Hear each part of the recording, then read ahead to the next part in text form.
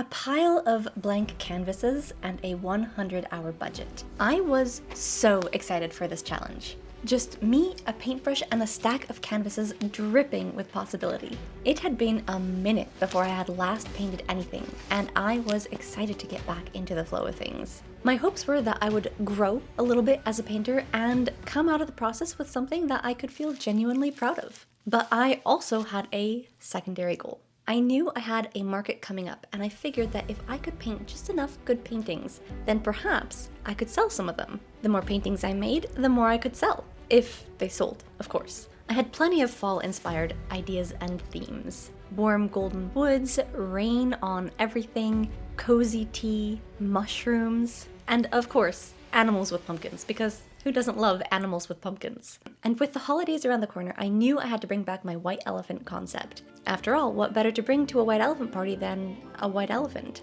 Last year, I brought an original to a white elephant party and people loved it. So this year, I wanted to make a handful of options for people to choose from. With all of these ideas swirling in my head, I figured the rest of the project would be happy little clouds from here on out. Of course, it never works out the way you plan. I started with the big painting. There was this piece that I'd done years ago on a piece of paper, and I love this painting.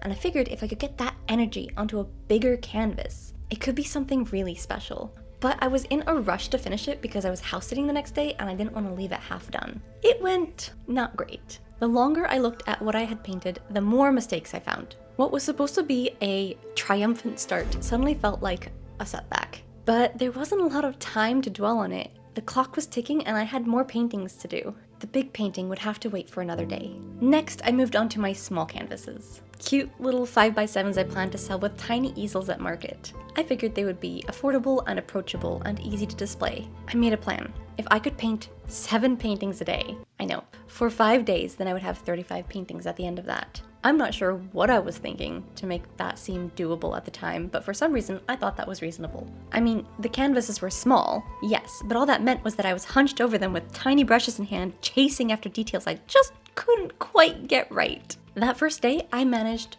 4 paintings, and I was wiped. The next day, I painted from the time I got up until the time I went to bed, and after over 10 hours of painting, I had 6 paintings to show for it.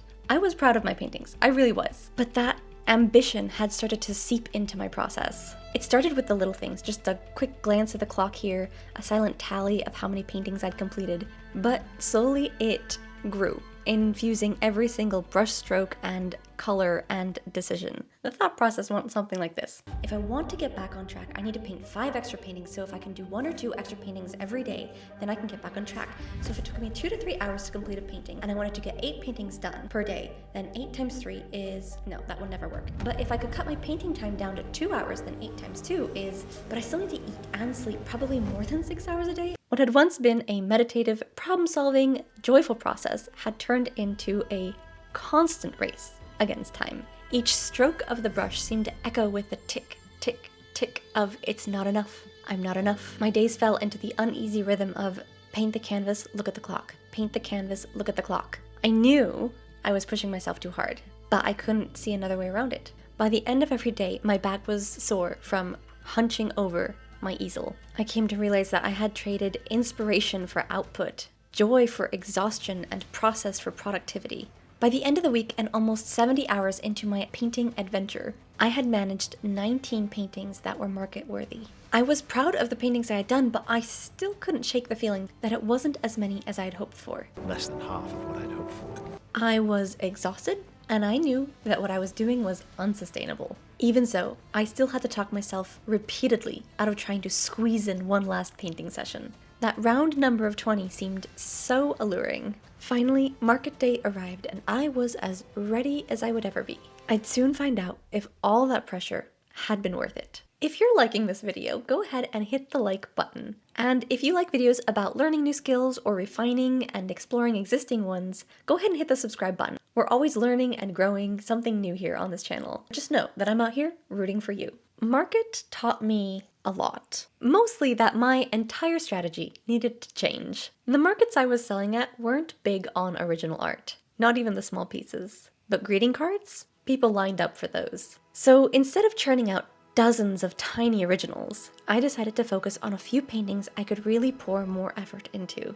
and then offer prints and cards based off of those. The relief I felt was pretty immense. I was so excited to shift out of this frantic mindset, to finally relax into the painting, to sink into the process without the pressure of deadlines. I took a full day to rest and recover from the ordeal that I did to myself. And with my next collection being the White Elephant collection, I was really excited to see how these final hours of my painting challenge would pan out. I set up my workspace and I got started. And finally, I could enjoy it again. That meditative problem-solving rhythm that makes the world just melt away, where time loses meaning and the only measure is the distance between light and shadow. Stroke by stroke, I felt I was reclaiming the adventure I had imagined at the start. The harmony of color, the simple pleasure of a well-placed line, the challenge of how to suggest a three-dimensional object on a two-dimensional surface, trying to balance form and light so that the eye dances across the canvas. These were the problems I wanted to be solving,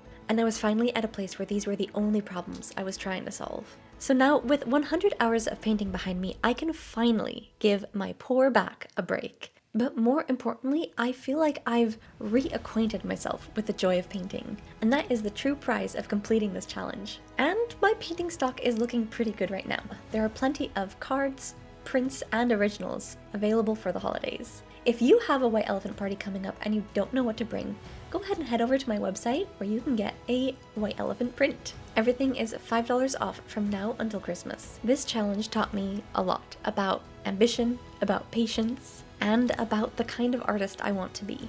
And now, with a bit of rest and a renewed love for painting, I'm really excited to see what comes next. I know I still have a lot of learning and growing to do, but I'm really excited to take on that challenge and work towards the vision I have for the paintings I want to create and the kind of artist I want to be.